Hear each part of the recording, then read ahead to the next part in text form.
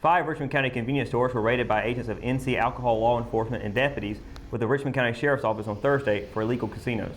According to a press release issued Thursday night, agents seized 14 illegal gambling machines, documents, and cash from locations, 4 of which are ABC licensed businesses. The locations hit were Duncan's Food Store in Cordova, the country store Nina's Mart, and Glenn's Bait and Tackle in East Rockingham, and Carol's Pantry in Ellerby. The ALE's gaming section of the Sheriff's Office started a joint investigation after receiving complaints from the community members about illegal gambling, according to a press release. Undercover ALE agents confirmed winners were given cash payouts, which is a violation of state gambling and gaming laws. The release states North Carolina state law prohibits players from being awarded cash or credits for merchandise valued at more than $10 for a video gaming machine, whether it is a game of chance or skill. Cash payouts for the arcade-style games such as Pinball, Pac-Man, Donkey Kong, or Frogger are also illegal. Special Agent in Charge Chris Poole claims North Carolina has gambling laws in place to protect the public. The business model for these illegal locations is based upon players losing more money than they will ever win. The machines are preset to ensure that they are only profitable for the operator. Agents say violation reports will be submitted to both the North Carolina ABC and Education Lottery Commissions, which could result in fines, suspensions, or revocation of their permits. The investigation is ongoing and criminal charges are expected in the future. The campaign bus for Lieutenant Governor Dan Bishop, who is challenging Governor Roy Cooper for the state's highest elected position, was in the parking lot of Richmond Plaza near Firehouse Subs for about an hour on Thursday. Forrest was not on the bus, but back in Raleigh, according to a campaign staffer who was not authorized to answer questions. A Charlotte native, Forrest left a career in architecture in 2012 to run for his current position, becoming only the second Republican lieutenant governor since 1897. In 2016, Forrest was the first Republican lieutenant governor to be re-elected, this time with Democratic Cooper as governor. In North Carolina, governor and lieutenant governor run separately.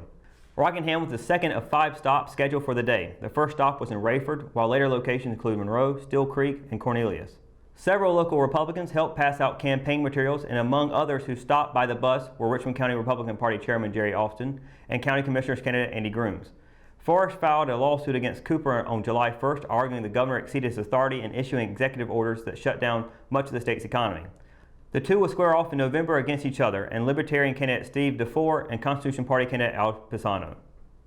In an effort to increase the public's awareness on the importance of moving over public service vehicles, the State Highway Patrol is launching Move a Little, Save a Lot, a campaign focused on the education and enforcement of the state's move over law. According to a press release, since June, 6 separate collisions have occurred where a Highway Patrol vehicle was struck by another motorist, sending troopers to the hospital with a range of injuries. While these crashes could have been avoided, failing to move over was a contributing factor in 5 of the 6 incidences. Within the past 5 years, 15 trooper vehicles have been struck due to move-over violations. To combat the potential of future collisions, troopers across the state will be monitoring move-over violations on major interstate and U.S. corridors throughout the week. State Highway Patrol will also be conducting a social media campaign on Facebook and Twitter to educate the public on the law's requirements and the dangers associated with failing to move over. Governor Roy Cooper announced an additional $150 million in federal funds provided for COVID-19 relief to counties has been dispersed this week. According to a press release, these funds are from the state-administered Coronavirus Relief Fund that was passed by Congress. The funds represent the second half of $300 million appropriated by the statute to county governments. Counties are required to offer a minimum of 25% of their total allocations of the funds to municipalities. Richmond County received $979,000 in round 1 and $870,000 in round 2 for a total allocation of $1.8 million and a municipal distribution of $462,000. Under state law, 97 counties received a base amount of $250,000, with more distributed by population. When we return, we've got your Live at 5 weather report. It's coming up after the break, so stay tuned. She gets her soccer skills from her mom, her sense of humor from her dad, and her drugs from her home medicine cabinet.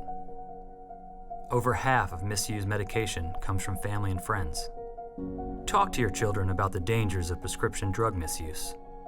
Secure your medication, take regular inventory to ensure nothing is missing, and properly dispose of expired or unused medication. Be aware. Don't share. Lock your meds. Hometown heroes? Well, maybe.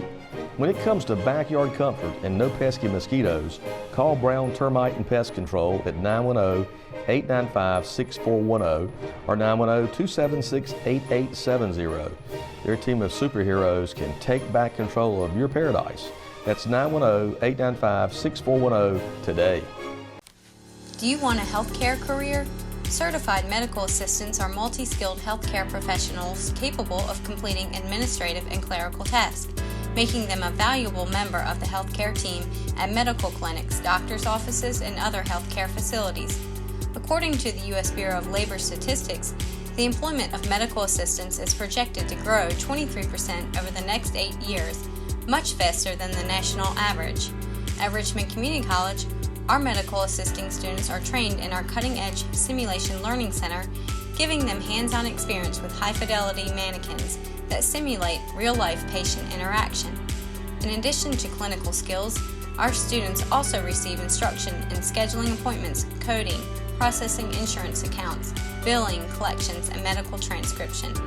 Complete the medical assisting program in just 2 years and start your lifelong career today. Visit www.richmondcc.edu to learn more about enrolling in the medical assisting program at Richmond Community College or call 910-410-1700. McNair Auto Sales is the place to buy your pre-owned car, truck, or van. To be the best, it takes big selection, friendly staff, and great pricing. We guarantee a no-hassle buying experience, and financing is available right on site. So come see us today. We're located at 1026 East Broad Avenue in Rockingham. And remember, with over 40 years of experience, you know McNair is the name you can trust. At Richmond County Hospice, we strive to provide high-quality care to our patients and their families. Whether it's the incredible hospitality at the Haven House or from the comfort of your own home, you can count on hospice to be there for you. We also offer monthly grief support groups, and our chaplain will be there to hold your hand in prayer. Through our amazing staff and our volunteers, hospice has made difficult times easier for our community. Call the number on your screen if you feel that you or your loved one may benefit from our services. Richmond County Hospice. Peace, comfort, dignity. JC's in Rockingham has you covered for used appliances, parts, trailers, and storage. We have one of the largest selections of reconditioned washers, dryers, and refrigerators in the Sand Hills, and we offer free delivery to residents inside Richmond County. Come check out our variety of trailers for any hauling job and our storage buildings for the things you need out of the weather or house. We also carry parts and accessories for appliances, trailers, truck beds, and can order the things you need. That's JC's on South Hancock Street in Rockingham. Locally owned and operated, One Stop Vape Shop is a place you'll want to check out. Whether you need vape supplies, signs, business cards, decals, or your chakras aligned, we have you covered. Our in-house print shop has quick turnaround time and is open 7 days a week. We offer a wide range of products including stones, herbs, pendants, CBD, kratom, and more. Visit us at 939 East Broad Avenue in Rockingham.